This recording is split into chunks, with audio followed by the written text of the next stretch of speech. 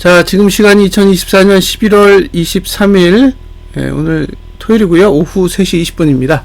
이번 동영상은 제가 카페에 올려놓은 게시글을 설명해 드리는 거예요. 5일간의 전략이라고 일단 게시글을 올렸는데, 그 게시글에 대한 설명을 하도록 하겠습니다.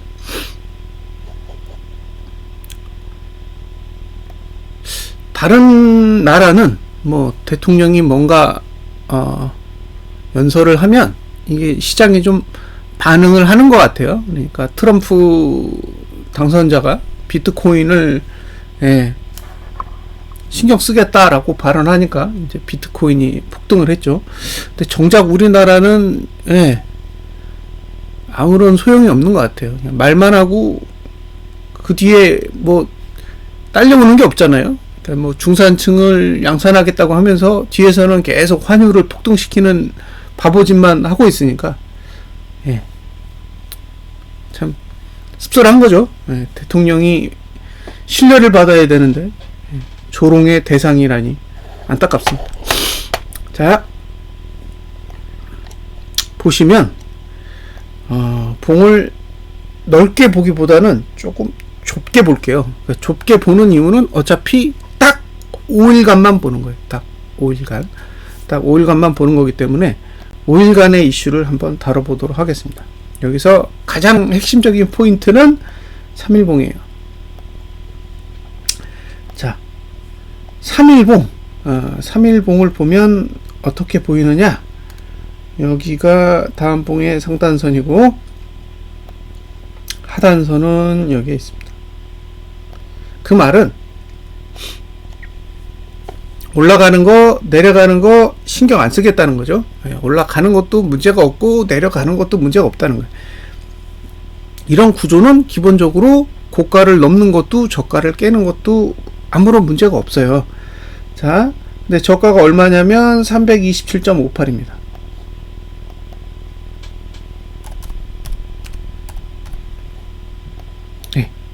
자, 327.58 지금이 얼마냐면 332.36이에요. 그러니까 한 5% 정도 차이가 나는 거예요. 왜 금요일날 난리를 쳤냐? 이해가 되는 거예요. 금요일날 만약에 상승을 하지 못했으면 3일봉 저가를 깨는 게 전혀 문제가 없을 정도였어요. 그러니까 일봉이 그 난리를 쳐가지고 이만큼을 올려놓은 거죠. 그 전에 종가가 어디 있었냐면 여기 있었다고요. 그러니까 얼마나 3일봉 저가를 깨기 쉬웠겠어요. 금요일날 저가 방어하려고 그 난리를 쳐놓은 거구나. 그 생각이 바로 들더라고요. 근데 매수지를 한 주체는 사실상 기관이잖아요. 외국인은 현물 매수한 게 1000억대 밖에 안 되기 때문에 결국에는 기관이 지금 증시가 하락하지 않도록 막으려고 온갖 수단을 다 동원하고 있다는 거죠. 그렇게 증시를 올리고 싶었으면 열심히 매수를 했으면 되는데 매수는 짓불도 안 해놓고 이제 와서 막으려고 악을 쓰고 있어요. 자, 이제 3일봉 보여드렸어요. 327.58 여기가 깨지면 상방은 죽는 거예요. 다음 주 수요일까지 이 수치가 안 깨지면 됩니다. 자, 잘 보세요. 일봉의 저가는 어디냐? 일봉의 저가는 327.67입니다.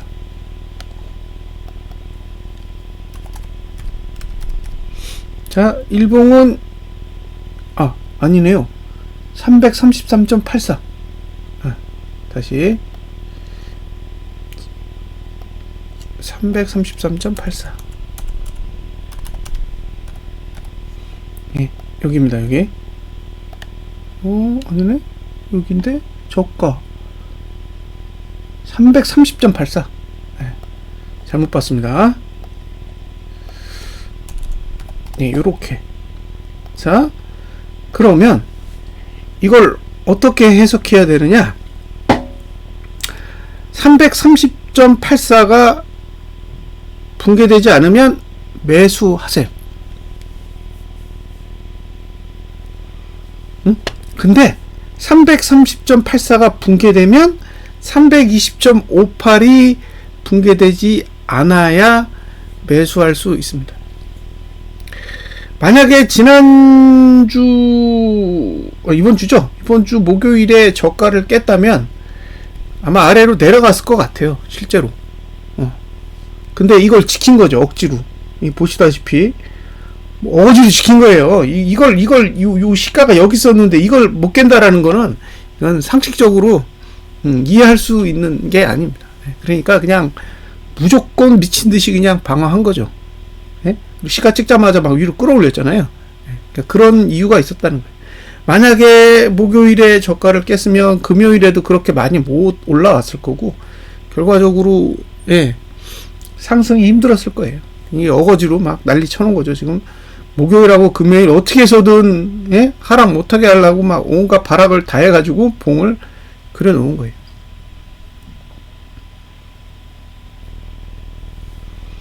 자, 요 봉에 대한 설명이 다 끝났어요. 1봉은 330.84가 깨지지 않으면 매수한다. 그리고 3일봉은 320.58만 안 깨지면 매수한다. 1봉의 저가가 깨져도 327.58이 깨지지 않으면 매수 전략을 가져갈 수 있습니다. 여기가 한계예요. 그러니까 제 기준에서 매수할 수 있는 한계치는 저기까지입니다. 자, 이제 주봉을 보여드릴게요. 주봉. 자, 주봉으로 봤을 때 조정할 수 있는 한계치는 여기까지라고요. 여기. 여기까지예요. 여기. 이 아래는 매수 대상이 아니라는 거예요. 그러니까 지금 상태에서 봉을 그릴 수 있는 한계치는 327.58까지예요. 그 밑으로 봉이 내려가면 죽은 거예요. 그러니까 만약에 이렇게 시가 떠가지고요, 아래로 내려간다고 해도 요 정도까지는 이렇게 해서 이렇게 그릴 수 있다는 거죠, 봉을. 그러니까 이런 식으로 봉을 그릴 수는 있다는 거예요. 근데 이게 지금 내려가서 이렇게 만약에 깨면 이건 봉이 결과적으로 어떤 봉이 그려질 수 있느냐면 이런 식의 봉이 그려질 수 있다는 거예요.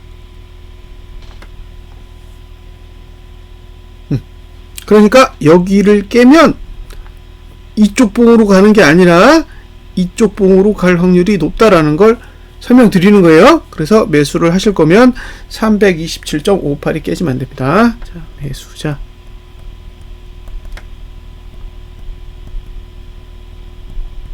이해되셨죠? 네.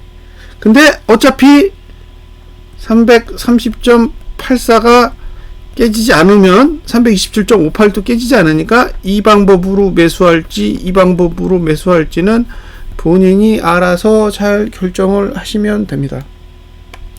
매수자에게 제안 드릴 수 있는 두 가지 방법은 이게 다예요. 나머지는 없어요. 수요일까지 327.58을 지키면 매수한다. 58을 깨면 끝났다 라고 보는 거죠. 자, 이제 요 수치를 두고 이 수치를 두고 327.58과 330.84 요 두 수치를 가지고 일목을 보여드릴게요. 자, 일목을 딱 봤더니 뭐가 있냐? 30분 봉 볼게요. 30분 봉을 잘 보시면 30분 봉에 하루에 몇 개 쓰는지 아세요? 13개를 씁니다. 13개. 자, 여기 있죠?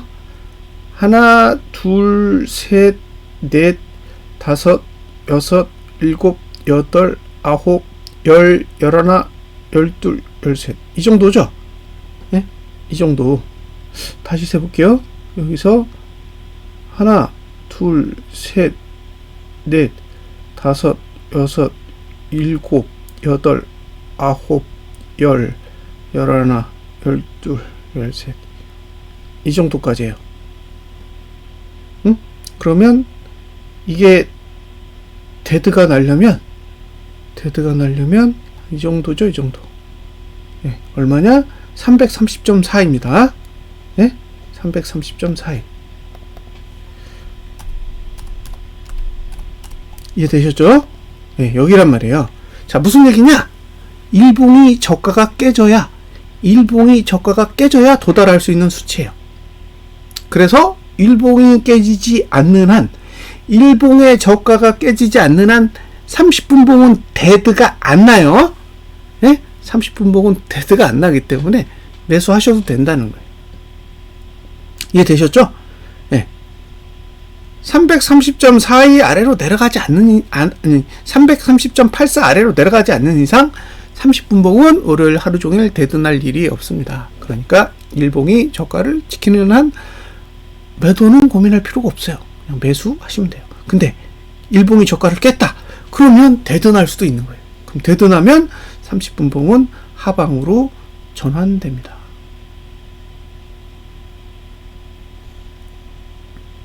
자, 1시간봉은 전혀 상관없어요. 전혀. 이건 뭐, 예. 전혀 상관없는 시간대를 지나고 있어요. 여기까지 갈 리가 없으니까. 이제 2시간봉을 보여드릴게요. 2시간봉을 봤더니 그 자리에 똑같이 있어요. 자, 2시간봉은 하루에 4개 씁니다. 4개. 예? 4개를 써요. 하나, 둘, 셋, 넷. 330.35. 똑같은 자리에 있죠? 그러니까 무슨 얘기예요? 330.35까지 내려가면 데드가 나잖아요. 그러니까 월요일에도 120분봉 똑같이 330.84 일봉의 저가를 깨지 않는 한 하방은 없는 거죠. 이해가 착착 되시죠? 네. 자, 하나, 둘, 셋, 넷. 월요일 하나, 둘, 셋, 넷. 화요일은 329.96까지예요. 그러면 월요일은 330.35, 화요일은 329.76.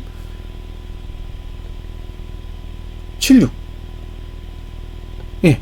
이 아래로 내려가면 데드예요. 그러니까 일봉이 저가를 깨면 안 좋겠죠? 예? 일봉이 저가를 깨면 무조건 안 좋은 거예요. 예. 일봉이 저가를 깨면 데드 날 확률이 높아지는 거고, 데드가 나면 아래쪽으로 열린다는 거죠. 그래서 매수를 하실 거면, 예, 일봉의 저가가 깨지면 안 되고, 또 다른 건 미국 증시가 절대 내리면 안 돼요. 예? 미국 증시가 절대 내리면 안 된다고. 왜? 개파락이 올 거니까. 개파락이 올 거잖아요. 미국 증시가 내리면 우리는 개파락이 올 거라고요. 그럼 개파락이 오면 데드날 확률이 높아집니다. 그래서 잘 감안하세요. 올라가고 싶다면 어떻게 해야 된다? 일봉이 저가를 지켜야 됩니다. 일봉이 저가를 깨면 위험해진다라는 거. 예, 단순하게 일봉의 추세만 그런 게 아니라 일목균형표상의 기준선의 위치를 봤을 때도 동일해요. 그래서 신경 쓰시고요. 이건 4시간 봉입니다. 4시간 봉. 근데 4시간 봉은 골드 날려면 여기까지 가야 돼요. 여기까지. 그죠? 네. 그러니까 아직은 골드 낼 정도의 환경은 아니에요. 네? 아직은 골드 낼 정도의 환경은 아니기 때문에 여기서 올라가든 내려가든 큰 상관은 없다는 거예요. 그리고 여기서 시간이 지나서 골드가 나더라도 어차피 골드의 위치가 이 정도잖아요. 332이기 때문에 뭐 큰 데미지는 없다는 거예요.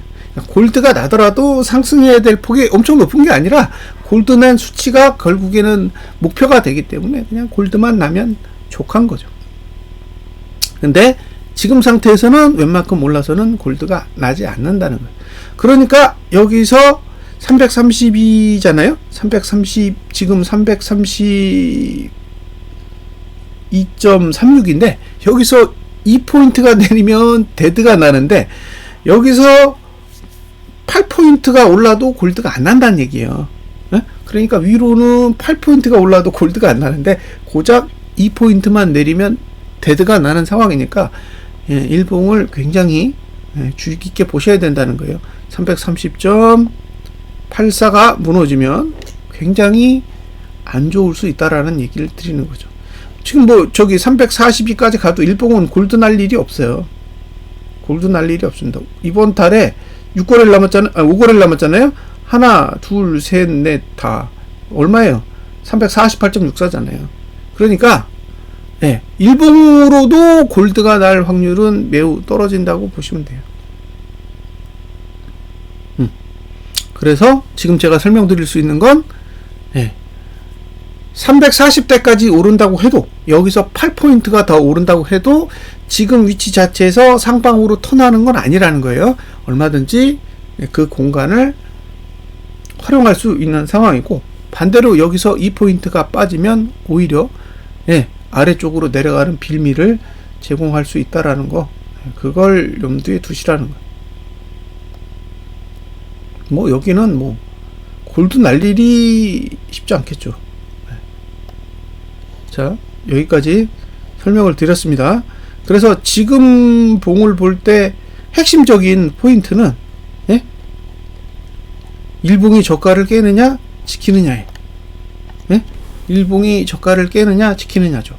지금 제가 여기서 이주봉을 보여드리고, 이주봉이 저가를 깨느냐 마느냐를 고민할 필요가 없다는 얘기예요. 왜냐면 327.58만 무너지면 이 아래 공간은 저가를 방어하든 방어하지 않든 의미가 없다는 거예요. 3일봉이 무너지기 때문에.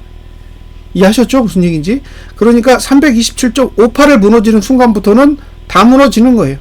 주봉의 하단선이 뭐 여기 325에 있는데 이런 말도 의미 없다고요. 그냥 327.58을 수요일 안에 무너뜨리면 무너진다고 보는 거죠. 그러면 1차적으로 327.58을 무너뜨리기 전에 일봉이 저가를 깨느냐가 문제예요. 그래서 일봉이 저가를 깨면 327.58로 갈 가능성이 높다라고 판단하는 거고, 반대로 일봉이 저가를 지키면 327.58을 안 갈 거니까 위로 가겠죠.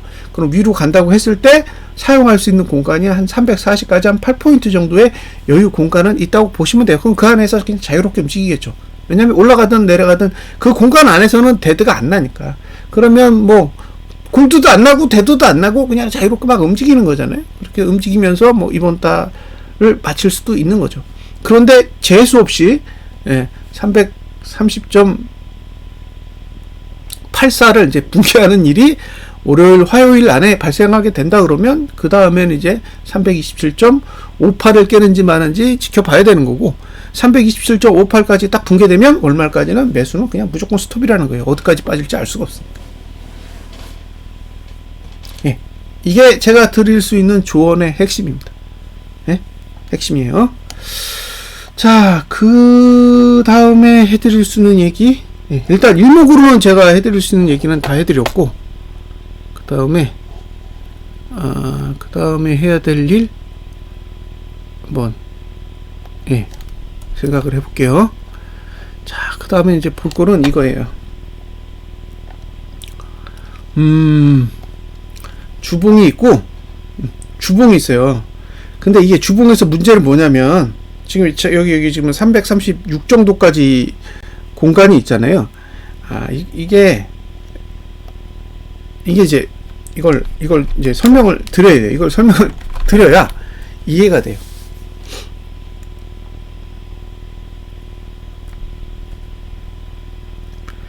자, 저가는 정해졌죠? 327.58. 이거 깨면 안 돼요. 이게 가야 돼요. 그러니까 이 밑에는 고민 대상이 아니에요. 고민 대상이 아닙니다. 그냥 327.58만 안 깨지면 상방이에요. 그러면 아래 꼬리를 이렇게 그릴 수 있다는 거잖아요. 이 정도까지는 그릴 수 있는 거고, 뭐 이렇게 올라가는 거는 문제가 없다는 거예요. 이게 상승하고 싶으면 이렇게 그려야 돼요.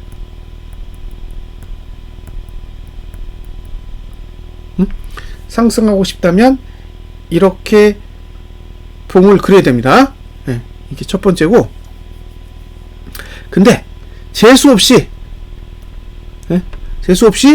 350 여기 327.58을 깼어요. 그럼 봉이 이렇게 내려가게 되잖아요. 이렇게 내려갈 거라고요. 이렇게 이렇게 내려갈 거란 말이에요. 그러면 얘는 어떻게 될까? 얘가 봉이 이렇게 하락하면 얘는 어떻게 되냐는 거예요. 그래서 그걸 보여드리려고요. 자, 예, 이거를 324까지 빼볼게요. 그럼 어떻게 돼요? 이렇게 됩니다. 그래서 이게 붙어요. 예? 이게 붙게 된다고. 이게 중요한 거예요. 그러니까 우리 생각에는 상단선이 굉장히 위에 있네 라고 생각하잖아요. 상단선이 굉장히 위에 있네, 그러니까 매도할 수 없어 라고 생각을 할 수는 있는데,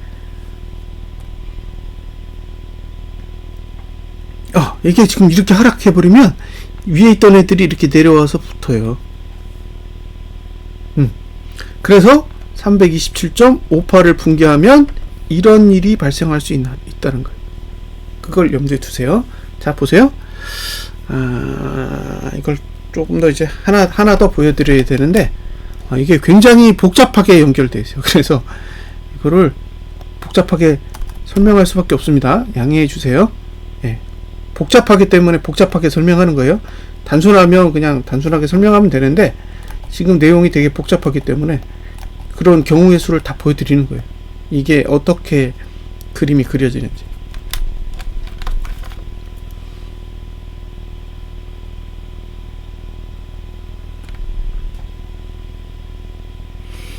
자, 만약에 다음 주에 이번 주 고가를 넘어요. 고가를 넘습니다. 네. 이게 첫 번째예요. 그럼 어떻게 돼요? 고가는 옆으로 갑니다. 왜? 1구간이에요. 0구간이나 1구간이기 때문에 올라가지 않아요. 옆으로 가지. 이해되셨죠? 예. 근데 만약에 얘가 하락해. 그러니까 금요일 종가가 내리게 되면 이게 어떤 일이 벌어지느냐 생각을 해보세요. 자, 여기가 뭐예요? 1, 1이에요. 고가, 저가, 종가가 1입니다. 그러니까 고가를 넘으면 횡보하고 종가를 내리면 떨어져요. 예? 종가가 내리면 떨어집니다. 이걸 잘 이해하셔야 돼요. 그러니까 종가가 내려가요. 즉, 종가가 내린다라는 건 하락을 의미해요. 예? 종가가 내리는 건 하락을 의미하고, 저가가 내리면 하락이고 저가가 내리지 않으면 상방이에요. 응? 저가를 지키면 상방입니다. 네. 근데 여기서 잘 생각을 하셔야 돼요. 얘가 음봉으로 끝나잖아요. 그러면 이게 추세 연장이 돼요. 즉, 다음 주 주봉이 음봉으로 끝난다는 건 하락 추세를 끝내는 게 아니라 연장하겠다라는 뜻이 되기 때문에 그 다음 주에도 상단선이 내려옵니다. 이해되셨죠? 네, 여기까지 이해되시죠?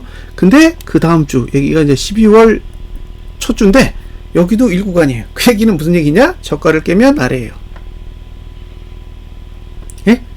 저가를 깨면 아래가 됩니다. 저가를 깨면. 예? 종가를 내리면 아래가 되고 고가를 낮추면 더 아래가 돼요. 근데 여기서 놀라운 일이 있죠. 잘 보세요. 자, 더 내려갔죠. 네? 그러니까 얘가 고가를 넘었다가 내리면 그 다음 고가는 여길 넘기 힘들어요. 응? 그러면 요 사이에서 고가를 그리겠죠. 근데 이게 뭐냐? 12월이에요. 이해되셨죠? 그러니까 11월 달에 만약에 종가가 아래쪽으로 내려 꽂아가지고 마감을 하면 12월 달에 반등을 올라올 수 있는 수치가 대략 요 정도예요. 요 자리가 12월에 고가가 될 수 있는 여지가 있다는 거죠. 전제는 11월 마지막 주에 하락해야 돼요. 주봉이. 이해되셨죠? 네. 그래서 그렇게 되면 이제 이런 식의 봉이 그려진다는 거예요. 자, 이걸 잘 기억해 두세요. 그럼 이 조건이 뭐예요? 두 가지가 있죠. 1, 330.84를 깬다. 월요일에. 예. 그러면 요 확률이 커지는 거예요. 2, 327.58 깬다. 수요일 안에. 그러면 이렇게 그려질 확률이 높다는 거죠. 그러니까 이 두 가지 조건. 월요일에 330.84를 깨고 마감할 경우 주봉이 이렇게 그려질 확률이 높고, 또 그 다음에 월요일에 저가를 안 깨더라도 수요일 안에 327.58을 깨면 이렇게 그려질 확률이 높다는 거예요. 근데 이 확률을 벗어나면 오히려 상방이 되겠죠. 그러니까 월요일에 저가를 지키고 수요일까지도 327.58을 지키면 오히려 매수 찬스라는 거죠. 이해가 되셨나요? 요 구조. 그러니까 주봉이 고가를 넘겼다고 해서 매수 찬스라고 말씀드릴 수는 없어요. 매수 찬스는 그냥 일봉이 저가를 지키거나 3일봉이 327.58을 지킬 때 뿐이지, 뭐 그 나머지 공간에서 움직이는 게 매수자에게 유리하다라고 설명드릴 수 없어요. 그러니까 오른다 내린다가 전혀 매수자에게 유리하게 작용하는 건 아니라는 거죠. 이 이야기를 말씀드리는 거예요. 그러니까 매수자에게 유리한 조건은 330.84를 지키는 거지, 위에서 뭐 얼마를 오르든 얼마를 내리든 그거는 전혀 상관이 없는 거고, 그 다음에 월요일이 지났을 경우 화요일 수요일까지 327.58을 지키는 게 매수자에게 유리한 조건이지 나머지는 없다라는 겁니다. 자, 이제 월봉을 보여드릴게요. 그럼 월봉이 만약에 324에서 끝났다 라고 했을 때 다음 달 상단선은 어디까지 내려오느냐? 여기까지 내려와요. 329. 예? 아까 주봉에 보여드렸던 그 상단선 위치랑 똑같아요. 그러니까 만약에 주봉이 324에서 끝나면 324에서 끝나면 월봉이랑 주봉이 동시에 막을 거라는 거예요. 어디를? 329를 12월 초에. 그런 의미입니다. 똑같죠? 329 똑같아요. 그러니까 다음 주에 내리면 12월 초 반등은 대략 330 안팎으로 보여요. 330 안팎으로 보이고, 거길 찍고 내리면 이제 아래쪽으로 막을 방법이 없는 거죠. 왜냐? 12월은 아래 공간이 더 열리고 주봉도 아래 공간이 더 열리고 전반적으로 다 열린다는 거예요. 그래서 다음 주에 아래쪽으로 가면 하락이 유리한 거고, 다음 주에 위쪽으로 가면 상방이 유리한 거예요. 다음 주에 위쪽으로 가면 상방이 유리하고, 다음 주에 아래쪽으로 가면 하방이 유리한 거예요. 다음 주에 아래쪽으로 가는데 이거는 저가 매수의 기회다, 그렇게 생각하시면 안 돼요. 저가 매수 기회는 없어요. 그냥 올라갈 거면 계속 일봉이 저가 지키고 그냥 올라가야 됩니다. 그걸 잊지 마시라는 거예요. 지금 상태에서 그걸 잊지 마시라는 거고, 결국에는 올라간다고 해도 어쨌든 이 주봉이 여기가 상단선이니까 여기서 막을 가능성이 높잖아요. 334.64. 그러니까 한 365 정도까지, 아니 335 정도까지는 올랐다가 여기서 누르면 또 본격적으로도 누를 수 있다는 거죠. 근데 누르면 아래에서 막을 방법이 없어요. 왜냐? 330이 아니면 월봉은 방어하지 않아요. 월봉은 330대가 아니면 방어하지 않기 때문에 눌렀을 때 방어할 수 있는 방법이 없어요. 자, 이 주봉도 방어가 안 되죠. 주봉도 방어가 안 돼요. 일봉은 330.84 깨지면 방어할 수 있는 방법이 없습니다. 그래서 지금이 확실하게 매수자에게 유리한 구조라고 저는 주장할 수는 없어요. 계속 눈치를 보셔야 됩니다.